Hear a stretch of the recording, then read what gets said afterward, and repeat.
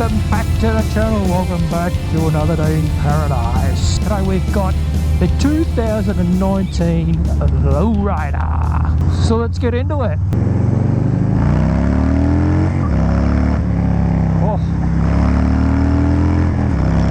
Oh yeah. Well, straight off the bat I can tell you that this Low Rider is a sensational colour. It's a metallic blue. I've not seen this colour. And this particular Low Rider's been fitted with some Vance & Hines slip-ons, which has given it a nice throaty note, I'll say. Sounds a lot better than stock. Now what I love about Low Rider is the ergonomics. The handlebar height's perfect for me. Anyone around that sort of 5'8" to 6 foot, you'll find this bike quite comfortable. The handlebar height, perfect. One thing I love about the Low Rider in comparison to, am I being fair if I compare this to the Street Bob? I think this is a better bike than the Street Bob. I know they got the same engine, but I think you get a few more bits and pieces when you buy a Low Rider. No shit. But this has got a really comfortable seat.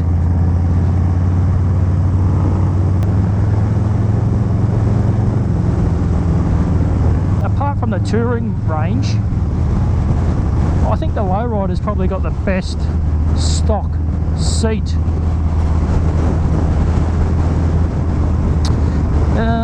Trust me to get out and bind this bloody truck. Oh, here we go, let's squash her in here. Yeah, so this bike's a really comfortable bike. If I had any gripes with this particular bike, and if I was to be really fussy, and some might say a little bit unfair, I'm just not a fan of the mid-mounts. I think this bike is so much more comfortable with forward controls. If I was to buy this particular bike, that'd be on my priority list. Forward controls. It's just a great looking bike. The Low Rider comes out with all the chrome bling, of course. I'm not sure, but I don't believe that blacking all this out is an option. So if you buy a Low Rider, if you want to go down the blacked out path, you've probably got a few dollars to spend in powder coating or in buying aftermarket blacked out parts. I must admit it would look a lot better blacked out. I'm sure everyone knows Blockhead, well Mrs. Blockhead. She's got herself a Low Rider and she's currently in the process of customising hers, and she's going down the blacked out path, and you can just see her bike's going to look really cool. It really is. So you should check out Mrs. Blockhead. She's got her own channel, and yeah, she's customising a 2019 Low Rider, one of these beasts, but I'm pretty sure hers is black, not blue. I really like this blue, and I think this, even if you bought this blue version and blacked it out, it'd still look, you know, shit hot. It really would. But as I said earlier, apart from the touring models, this particular, I reckon this model, the Low Rider, has the best stock seat in my opinion. It's really, really comfortable. Nice big chunky grips. No cruise control on this, and I'm pretty sure it's throttle by wire, so that's one thing you don't get. If you're buying one of these brand new, I'm sure that'd be an option. That's something I'd invest in. Cruise control just makes laying down those long miles a lot easier. Forward cruise control, forward controls, and I'll tell you what, slip-ons are a lot cheaper than, you know, going the full exhaust system, and these slip-ons sound fine.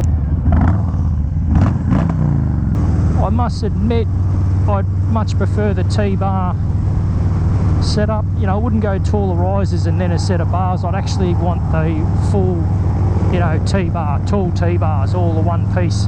The Lucky Dave 13s, I reckon, they're the ones I'd go for. If you want to stick to the chrome concept here, the chrome theme, and you got a set of chrome Lucky Dave T-bars, it should look pretty sweet. Pretty sweet indeed. They tell me this retails for around the 24,000 Australian dollar mark.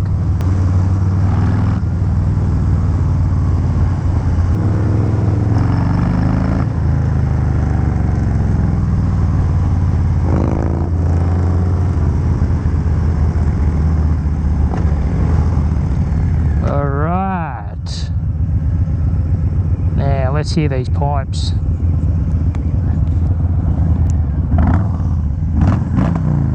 Yeah, they got a nice bit of sound to them.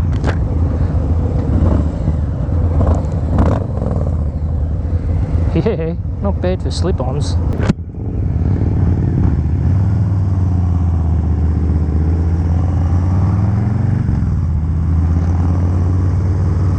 Self-cancelling indicators. Thank you very much. Really sound good, these Vance & Hines slip-ons.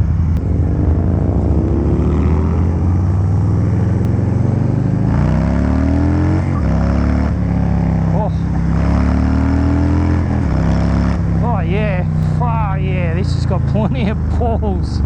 Woo, yeah. Not bad, not bad, and sounds mean.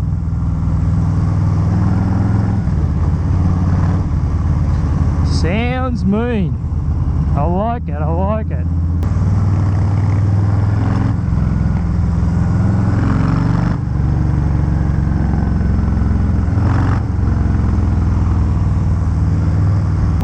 Of course, the Low Rider comes with, it's a mixture of the old analog gauge and you've got the digital display down the bottom here. And once again, if I was to be, you know, mildly critical, that digital display, it takes more than a glance to read it. You know, maybe my eyesight's failing me, but it's more than a glance to read it.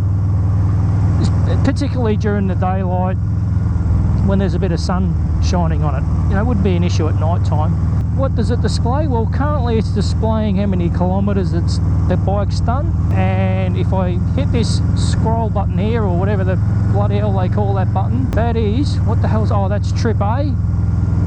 Trip B, range to empty,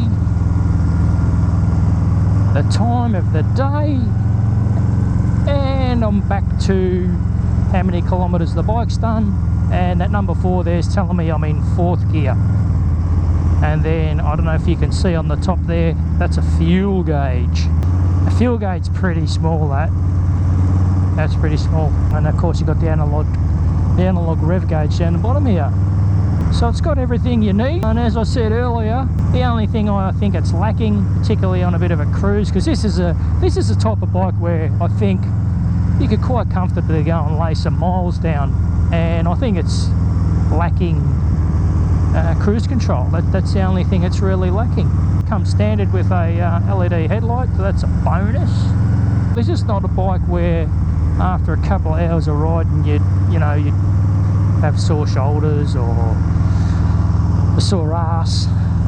I don't think this is one of those bikes. This is fairly comfortable, and particularly if you went and put your forward controls on, well, that'd just be the icing on the cake. You'd be able to lay down plenty of long miles on this bike. Those Vance & Hines slip-ons, they really got a nice note to them.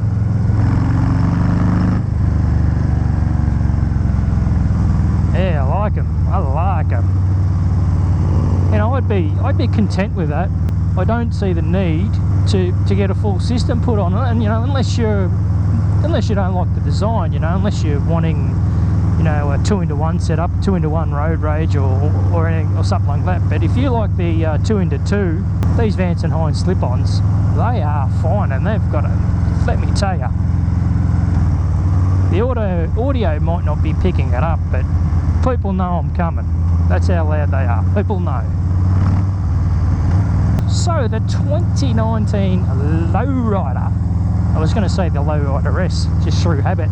The 2019 Low Rider, it gets a thumbs up from me. It does, it gets a thumbs up. It's a good, solid, would it be fair to say, entry-level bike?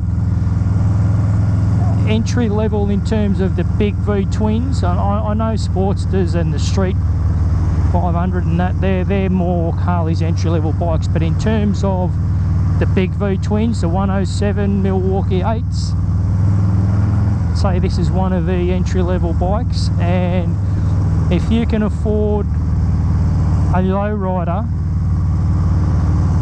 as your entry level bike into Harley Davidson's Big V twins, well, I'll tell you what, you're getting yourself a fairly good bike, I reckon. The price, look, when it comes to price, you know, Harley Davidson are not the cheapest bikes going around, you know, and price is, when it comes to price, Harley Davidsons can become a real issue. You know, they charge like fucking wounded bulls at times.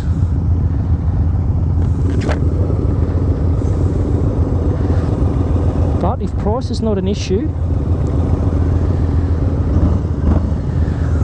this is a good bike. You know, I'm flat-footing this quite easily.